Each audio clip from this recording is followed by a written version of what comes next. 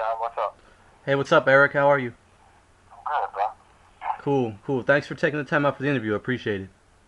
Cool. My pleasure, my pleasure. Who's the interview with? I'm Tom from YouKnowIGotSoul.com. Okay, okay. So, Cool. first, I want to talk to you about your new album, Lost in Time. I've read that the album pays homage to the sweet soul of the '70s, which helped to shape you as an artist. So, what made you go in that direction with the album?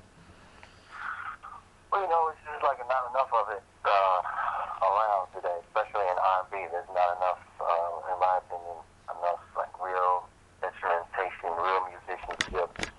Hmm. Um, I think specifically in the genre of R&B, it's more, processed vocals. And what music is there is, sequenced and quantized. And, I think the soul in soul music comes from, people actually, playing and people actually sing, Yeah. beautiful, beautiful imperfections in their voice. And, Hmm. so I just really wanted to make this record that stayed true to, the spirit of R&B with like string arrangements, and instrumentation, horn arrangements, and that's where that came from. Yeah. Okay. Cool. So do you feel that your fans were a little bit surprised to hear you come out with this type of style? And overall, how's the reception been? The reception has been incredible. I don't think the fans have been surprised at all. I mean, I think from my first album, I think you could hear the, the the influence of 70s soul and R&B. I think with this record, it was just kind of a natural progression. Hmm. I think that I would do something that was more pure Yeah. to the genre. Okay. Cool. I just want to say, on my site, I Got Soul, we actually reviewed all of the R&B releases for 2010, and it was a really strong year for R&B, and we actually chose your album, as the album of the year over R. Kelly and Oh, El DeBarge. We loved it, and oh, that's dope. Thank you. I yeah, no, appreciate it. I didn't know that. Thank yeah, you. definitely, and we actually felt it was your strongest album to date. Would you agree with that? Well, I thank you for that. I mean, I think so. I Yeah. mean, I think there's been quite an evolution. I think with any artist, I think, if you keep working at your craft, you're just going to get better and better with it over time. And, so I've been in the game for a minute. So Hmm. I really feel like, me endeavoring to do something that is an homage to 70s soul, I feel like, first of all, I had to have enough experience, enough years under my belt to really do it justice. And then, so I feel like I do definitely feel like it's my best record. Yeah. Cool. Cool. The album has got a very good critical response, from music critics. But it only peaked at number 33 on Billboard. Was that kind of disappointing for you? I mean, not really. I mean, yeah, of course I would have loved to see it debut at number one. But I Yeah. mean, it's almost like it's not going to be, especially R&B music. It's not like because my first week wasn't in the top five, that means the record is over with. I Hmm. mean, that's not usually the case with R&B music or like my genre of music. It's something where, we'll be working this record for the next year, where a lot of the records that you see where they debut at number one, in hip hop or pop, it's like, they kind of like move on so quick, like right after. Yeah. You know what I mean? So I think it's going to have a nice little lifespan. Yeah. Okay, that makes sense. And the first single, "Sometimes I Cry," ended up being a number one hit on urban AC charts. Did you know that was going to be a major hit when you first created the song? I knew it was gonna. Nobody can really predict the number one, but I Hmm. mean, I knew that people were just gonna be. I knew that song was gonna like hit a chord with people emotionally, Yeah. and it definitely did. Yeah. Cool. And how did you choose the second single, "Never Want to Live Without You"?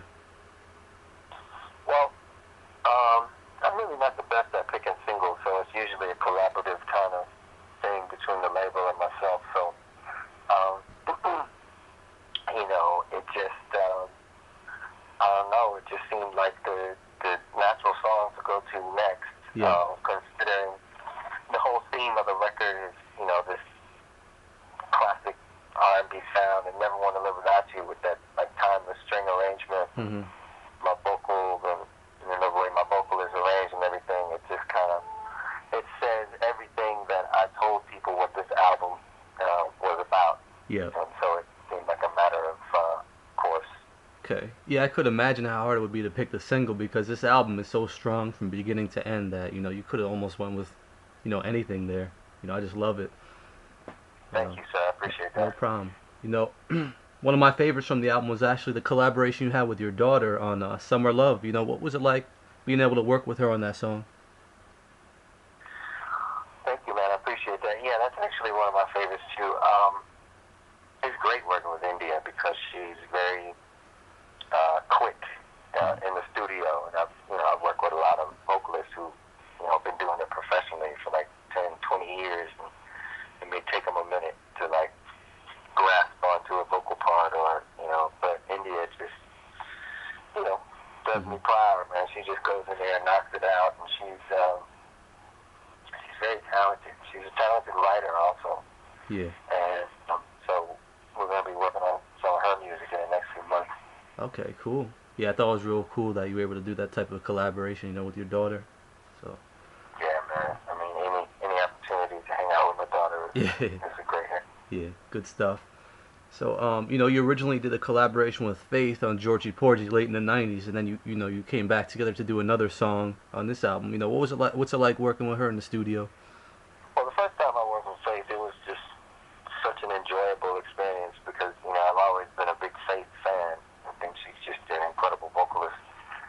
And so when I was in the studio doing Georgie Porgy, it was a little bit of me being starstruck going on, and it turned out to be just like. She was such a sweet, humble person, and the song was very successful for both of us. And I think over the years, I've just been waiting for the right song for she and I to get down on again. And when my cousin and I first wrote this song, "Feel Good," I immediately, thought that Faith would just sound dope on this. Yeah. So, cool. Yeah. I like that one too. I've noticed in the past you haven't done, too many collaborations. You've had some duets, but when you do a duet, it seems like you manage to find like the perfect partner to duet with. Like, how do you select? Like, what's the selection process when you want to find someone, another singer to work with? Yeah. Well, I mean, it's a lot like songwriting. When you're writing a song, the melody is kind of even before you write the words, like the melody is kind of telling you from an emotional place, like what the words should be right here in this line, or at least that's how I do it. I can hear in the melody whether it's somber, whether it's exciting, whether it's a little angry, you just find the words to fit that. So when finding somebody a vocalist that fits a song, it's kind of like the same thing. I'm going to look for a voice, where, I can just hear what word am I looking, like a vulnerability. Sometimes you're looking for a voice that has like a vulnerability to it. Okay. Sometimes you need a voice that just sounds like you can just hear that person smiling while they're singing, because of the lyric. Or sometimes so I mean, it's very important to pick the right voice to pick the song, and or else it just really won't come off right. Yeah. Okay. Interesting. And I keep saying this, but another favorite of mine is the collaboration you had with Chrisette Michele. How did that collaboration come about? I've just since Chrisette Michele got on the scene, I've just been a fan of her in general, and it was one of those things where she came to see like one of my shows when she first came out, and she was kind of like a fan of mine, and I really respected what she did, and it was another one of those. Okay, I'm gonna think of something for us to do together. Okay. And when we came up with the song "Take It," she got this special, certain little unique sassiness in her voice, and that lyrically and melodically just fit that song perfectly. Yeah. Cool. Talk to me about the recent tour you've been on with Fantasia and Candy. How's that experience been? Oh,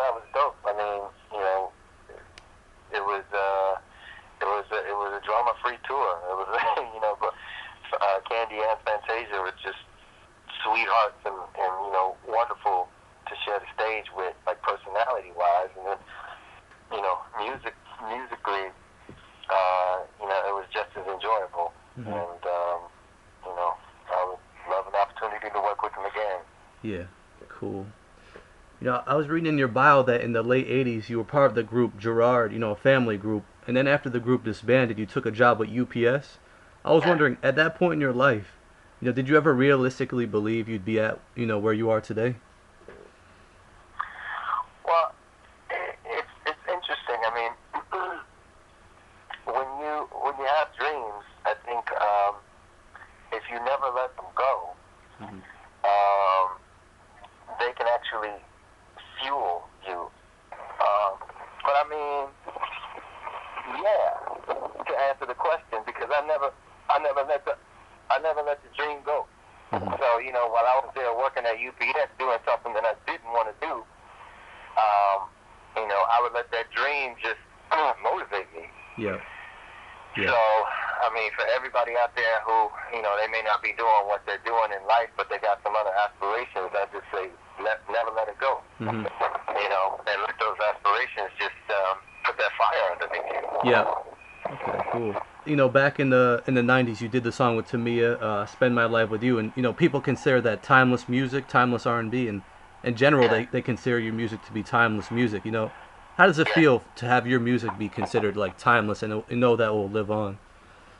Well, I mean, from an artist's perspective, I think that's the biggest compliment, because whether you're a painter or an author or or a songwriter, I think ultimately you want your craft to transcend not just this time, but the time, years and decades and even centuries after this. So that's like the hugest compliment, man. So whenever somebody says that about my music, I feel the best word to describe that is I feel successful. Cool. So that's all I had for you. Is there anything else you'd like to add? Nah, man, I just want to say it was cool talking to you, and tell you folks to follow me at Twitter, at Benet. Definitely. And, go to my website, ericbenet.net. They can keep up with my tour schedule. And that's what's up, man. Cool, man. I think you're coming out here to New York next month, man. I look forward. I'll be there checking you out. Oh, that's what's up, man. Thanks. Cool. So thanks again for your time, man. I appreciate it. All right, God bless you, man. All right, peace.